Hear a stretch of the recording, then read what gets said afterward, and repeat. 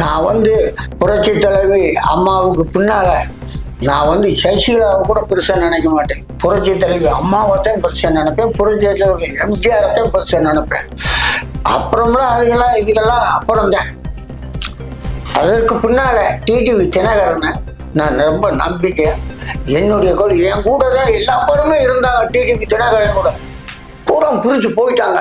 ஏன் இங்க ஒண்ணுமில்லே இல்லை, இங்க ஒண்ணும் செய்ய முடியாது. சொல்ல போனா காசு கொடுக்குற மாட்டாங்க. இப்ப இருக்கிற அரசியல்வாதி தொண்டைங்க, கட்சிக்காரங்க, பதவிக்காரங்க எல்லாம் காசு எந்த கட்சி கொடுக்குதோ அந்த கட்சிக்கு தான் போறாங்க. அப்படி எங்களை தன்னால விட்டுட்டு எங்க ஊடு இருந்தவங்க கூட அதிமுக ஓடிட்டேன். அப்படி இருந்தும் நான் தினகரன் கட்சியில நிலையா நிக்கிறேன்னா எந்த வகையான எதிர்பார்ப்பு நான் கேட்டதுல என் கை காசத்தை என்னால முடிஞ்சதை நான் செஞ்சு செலவழிப்பேன். ஆக ஓகோன்னு செய்யாட்டாலும் என்னால முடிஞ்ச கடமையை நான் கரெக்டா அம்மா மக்கள் முன்னேற்ற கழகத்துக்கு நான் செய்வேன். அதே மாதிரி தினகரனை நான் ரொம்ப நம்பிக்கையாதே இருந்தேன். 3 நாளைக்கு முதல்ல சொல்றாரு, நானு எடப்பாடி முதலமைச்சர் இருக்க கட்சியில நானு கூட்டணி வைக்க மாட்டேன், இது திட்டவட்டமான முடிவு அப்படின்னு சொன்னார். எடப்பாடியும் சொன்னாரு, நான் தினகரனையும் கேட்க மாட்டேன், ஓபிஎஸ்ஸையும் கேட்க மாட்டேன், சசிகலாவும் கேட்க மாட்டேன் அப்படின்னு அவர் சொல்லிட்டாரு. சொன்னாலும் ஒரு நான் சேர மாட்டேன்னு சொல்லிட்டார். இதற்கு பின்னால மேல் இடத்துல இருந்து டெல்லியில இருந்து அமித்ஷா அவருக்கு அழைப்பு விட்டாரு, நீங்க டெல்லிக்கு வாங்க, நம்ம பேசணும் அப்படின்னு சொல்லிட்டாரு. அப்ப டெல்லிக்கு போனவருதான் அங்க என்ன நடந்துச்சு நம்மளுக்கு என்ன தெரியும். எடப்பாடி டெல்லி போயிட்டு இங்க என்ன சொல்றாரு, ஓபிஎஸ் சேர்க்க மாட்டேன், சசிகலாவை சேர்க்க மாட்டேன் உறுதியா. தினகரனை நான் சேர்க்க மாட்டேன், டெல்லி சேர்த்தருவேன், அதுக்கு நான் உத்தரவாதம் பண்ண முடியாது உங்க சென்னையில இங்க சொல்லிட்டாரு. அதே மாதிரி அங்க டெல்லிக்கு போயிட்டாரு. அவரு பாரதிய ஜனதாவில் கூட்டு அப்படின்னு சொல்லிக்கு வராரு. இதை நம்ம என்ன செய்ய முடியும்? கட்சி தொண்டங்கள் ஒரு தலைவர் பார்த்து இப்படி மாறுறாரு. மாறினாலும் தலைவர் மாறலாம், நாங்க மாற முடியாது. நான் போக முடியுமா? நான் திமுக போனா சேப்பானா, திமுக போன சேப்பானா? இப்ப நீங்க சேர்க்காட்டி கூட்டணியா போய் நிக்கிறீங்க. பழனிசாமி முதல்வர் என்றுதான் நீங்க இப்ப தேர்தல் சந்திக்க இருக்கிறீங்க. அப்படிங்கும்போது உங்களால அவங்க பழைய நண்பர்கள் தான் எல்லாம். இந்த அதிமுக இருப்பவர்கள் வேறு யாரும் அல்ல, அங்கே இருப்பவர்கள் முன்னாள் நண்பர்கள். அவங்க இணைந்து செயல்படுவதில் சுணக்கம் இருக்கிறதா? அதெல்லாம் மனப்பூர்வமான கூட்டணி கிடையாது. எப்படி தேர்தல் சந்திக்க முடியும்? என்னமா தலைவர்கள் இணையவிட்டால் மக்கள் எப்படி அது உள்ள மக்கள் அவ இஷ்டப்பட்டதுக்கு தான் ஓட்டு போடுவேன். அதிமுக காரனா இருக்கானே அவ இஷ்டத்துக்கு ஓட்டு போடுவேன், ரெட்டலைக்கு ஓட்டு போட மாட்டேன். நான் சொல்றேன் அந்த அளவுக்கு இருக்குது. இது எப்படி கூட்டணி என்று சொல்லி வழியில உங்களை போன்ற மூத்த முன்னோடிகள், நீங்களே உங்களுக்கு தெரிந்ததெல்லாம் எம்ஜிஆர், அம்மா, ரெட்டைலை, நீங்களே இன்று அந்த உங்களை போன்ற ஒரு நிறைய பேர் இது போன்று ரெட்டலைக்கு ஓட்டு போடுவது கூட தயங்குகிறார்கள் என்று சொல்லுகிற நீங்களே சொல்லுகிறீர்கள். இது எனக்கு ஆச்சரியமா இருக்கிறது. நான் நினைத்து ரெட்டலை என்றால் அனைவரும் ஒன்று சேர்ந்து விடுவார்கள் என்று நான் நினைத்தேன்.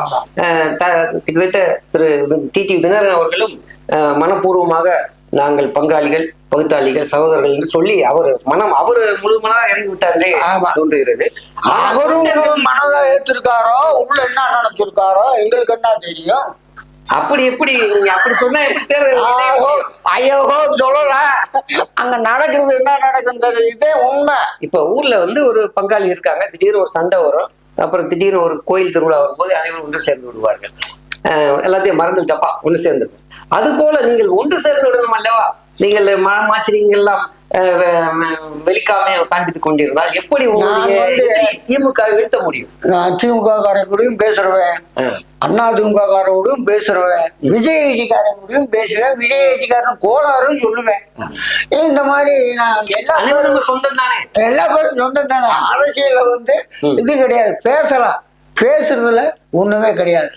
அதே மாதிரி தலைவர்களே ஒண்ணு சேர்ந்திருக்காங்க, மக்கள் ஒன்று சேரலாம். இன்று நான் ஒரே ஒரு கேள்வி, அதிமுகவில் இருக்கிறார்களே உங்களை முன்னாள் நண்பர்கள், அவர்கள் பழனிசாமி முழு மனதோடு ஏற்று அங்கே கட்சியில் தொடர்கிறார்களா, இல்லை என்ன பேசிக் கொள்கிறார்கள்? ஏன்னா உங்க பழைய நண்பர் என்ற முறையில் உங்களிடம் அடிக்கடி பகிர்ந்து கொண்டிருப்பார்களே, என்ன பகிர்ந்து கொண்டிருக்கிறார்கள்? பழனிசாமி முழு மனதோடு ஏற்றுக்கொண்டு விட்டார்களா, வேறு வழி இல்லாமல் ரெட்டலைக்காக கொண்டு விட்டார்களா, இப்ப டிடிவி விருந்தினர் உள்ளே வருவதா அவர்கள் மகிழ்ச்சியோடு இருக்கிறார்களா, என்ன அதை பற்றி கொஞ்சம் விளக்குனா நல்லா இருக்கும். இன்றும் எடப்பாடியை அதிமுக காரர்கள் முழு மனதாக ஏற்கவில்லை. நான் கண்டிப்பா சொல்லுவேன், பெரிய ஆளுக வேணும்னா பதவிக்கு ஏத்துக்கிறலாம், பதவிக்காக உண்டு. பொதுமக்கள் சின்ன கட்சியில செயலாளர், ஊர்க்கலை பிரதிநிதி இப்படி இருக்க சின்ன பதவியில் இருக்கிறவன் அதிமுகவில் இன்னும் மனப்பூர்வமா சேரல, மனப்பூர்வமாவும் இல்லை. அதே மாதிரி எல்லா கட்சியிலுமே பாரதிய ஜனதா அது புதுசா வாடுறது, நீங்க எப்படியாவது முண்டிப்படி கொண்டு வருது. அந்த கட்டுப்பாடை உள்ள உலையதுக்கிட்ட ஆராய்ச்சி ஒரு ஆள் துணையாள் வேணும். துணையெல்லாம் ஒட்டாளா போனா அடிச்சு போவான்ல. ஒருவேளை அம்மையார் சசிகலா அம்மையார் அவர்களிடம் இந்த கட்சி தலைமை கொடுத்தால், தற்பொழுது கொடுத்தால் பிரிந்து சென்றவர்கள் மீண்டும் வர வாய்ப்பு இருக்கிறது. அனைவரும் ஒன்று சேர்ந்து தேர்தலை சந்திப்பார்களா? அது மாதிரி ஒரு சூழ்நிலை ஏற்பட்டார் என்ற அந்த முயற்சி நடைபெற்றுக் கொண்டிருப்பதாக தெரிகிறது. சசிகலா அம்மையார் அவர்களையும் சேர்க்க வேண்டும் என்று டெல்லி அழுத்தம் கொடுப்பதாக பேசப்படுகிறது. ஒருவேளை அவர் உள்ளே வந்தால் ஓரளவுக்கு இது சரியாகிவிடும், அவர் சரி செய்து விடுவாரா? அவரும் அப்படித்தான் தொடர்ந்து பேசிக் கொண்டிருக்கிறார், டிவியில் பேசிக் கொண்டு வந்திருக்கிறார். சசிகலா அம்மா உள்ள வந்துச்சுன்னு சொன்னா கட்சியை கொஞ்சம் பலப்படுத்தும், எல்லா பேருக்கும் ஒரு உணர்வு வரும். திமுகவிற்கும் அவர் மீது ஒரு பயம் இருக்கிறது, பயம் இருக்கும். இப்ப ஓபிஎஸ் கட்சியில சேர்த்து இருந்தா திமுக இன்னைக்கு ரெட்டாடப்படும். புறாணியும் தள்ளி தள்ளி விட்டுக்கு இருந்தா அவன் பிழைக்கிறத பார்க்கணும். பழனிசாமி அதிமுகவில் கொண்டு வந்தவர் செங்கோட்டையன், முத்துச்சாமி என்ற அவர்கள் எங்கே செங்கோட்டையனை பத்தி விட்டேன். புரட்சி தலைவி அம்மா அவர்கள் எத்தனை பேர்த்த நீக்கி இருக்கு, அத்தனை பேர்த்தையும் சேர்த்து இருக்கு. புரட்சி தலைவர் எத்தனை பேர்த்த நீக்கி இருக்காரு. நெடுஞ்செழியனை நீக்கினாரு, சேர்த்தாரு. கண்ணதாசனை நீக்கினாரு, சேர்த்தாரு. நாஞ்சில் மனோகரனை நீக்கினாரு, சேர்த்தாரு. கட்சியில தோத்து போய் வாங்க வாங்க வாங்க. அதே நேரத்துல சட்டசபையில கட்சி ஆரம்பிக்கிறதுக்கு முன்னாலேயே புரட்சி தலைவர் எம்ஜிஆர் அவர்கள ஆண்டித்தேவர்ன்ற ஒரு ஆள் எம்எல்ஏ இருந்தார் திமுக கூட்டணியில. அவரு அந்த கட்சி விரிஞ்சு இது போய் சட்டசபையில பேசும்போது அந்த ஆண்டித்தேவர் எம்எல்ஏ என்ன பண்ணாரு, எம்ஜிஆர் வச்சிருந்த குள்ளவை தட்டி விட்டார். தட்டி விட்டு கலட்டா பண்ண விட்டாரு கருணாநிதி. அப்ப நான் இந்த சட்டசபைக்குள்ள முதலமைச்சராகத்தே வருவேன், நான் தனியா வரமாட்டேன் அப்படின்னு சொல்லிட்டு வெளியே வந்துட்டார். அப்பேற்பட்ட புரட்சி தலைவர் எம்ஜிஆர் அவர்கள் அந்த ஆண்டித்தேவருக்கு ஒரு முதலமைச்சர் ஆகிட்டாரு.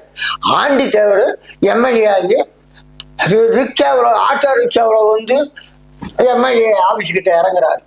இப்போ எம்ஜிஆர் கார்ல ஒரு பாக்குறாரு, எம்ஜிஆர் இந்த மாதிரி ஆண்டித்தேவர் கார் ஆட்டோவில் வராரு அப்படின்னு சொல்லி பார்த்துட்டு உள்ள போனவர் ஆண்டித்தேவர் கும்பிட்டுருக்காரு, இவரும் கும்பிட்டுருக்காரு அப்படின்னு சொல்லி மீட்டிங் எல்லாத்தையும் முடிச்சுட்டு அந்த ஆண்டித்தேவரை கூப்பிட்டு, உங்களுக்கு ஒரு அம்பாசிடர் காரு சாவி எல்லாம் ரெடியா இருக்கு, நீங்க இனிமே கார்ல தான் வரணும். எதிர்த்தவர்களையும் மண்டையில போல அவர் தட்டி விட்டவரையும் மதுரை மேயர் முத்து அவர்களையும் சேர்த்துக்கொண்டார். அதே போல அம்மையார் அவர்களும் காளிமுத்து அவர்கள் அவரை எவ்வளவு கொச்சைப்படுத்தி பேசி கூட அவர் காளிமுத்து அவர்களையும் சேர்த்து தான் அவருக்கு சபாநாயகர் பதவி கொடுத்து அழகு பார்த்தார். ஆனால் பழனிசாமி ஏன் இவ்வளவு கட்டுப்பாடுகளை வைக்கிறார்?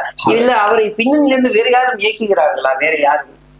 அது பழனிசாமிக்கு தோல்வி நிச்சயம் என்று தெரிந்தும் கூட ஏன் அவர் இன்னும் அந்த பிடிவாதத்தோடு இருக்கிறார் என்று பழனிசாமி அவர்கள் கூட இருக்கிற ஊரா அவங்களை சேர்த்தா நம்மளை அமைக்கி போடுவாங்க, சேர்க்கவே சேர்க்காது.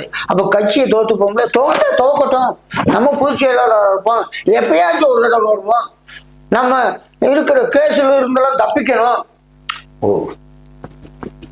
எடப்பாடி பழனிசாமி மேல நான் உண்மையை சொல்றேன், அப்படியாதான் 3 கொலை கேஸ் இருக்கு, 3 சொத்து குவிப்பு வழக்கு இருக்கு.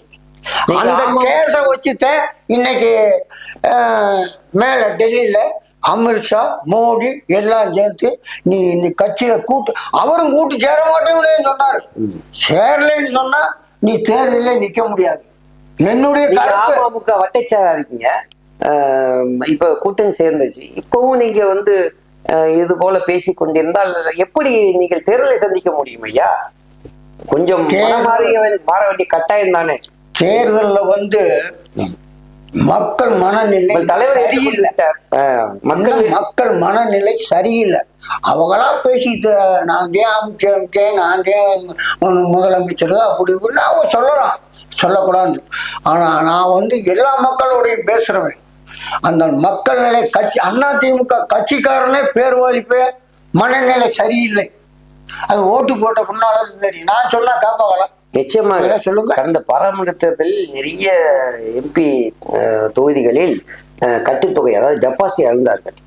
இது தமிழக வரலாற்றிலேயே மிகப்பெரிய ஒரு தோல்வியாக அதிமுக அமைந்தது. அதிமுக பல தோல்விகளை சந்தித்திருக்கிறது. ஏன் எம்ஜிஆர் அவர்களோட 1980 பார்லிமெண்ட் தேர்தல் 2 எம்பி தேர்தல் ஜெயிச்சா, மிச்சம்லாம் தோத்தார். அதன் பிறகு அம்மையார் கூட பல முறை தோற்றிருக்கார். ஒரு ஆட்சிகள் மாறி மாறி வந்து கொண்டுதான் இருந்தது. ஆனால் இது போன்று கட்டுத்தொகை விட்டு கொடுக்கும் அளவிற்கு தோல்விகள் ஏற்பட்டதில்லை.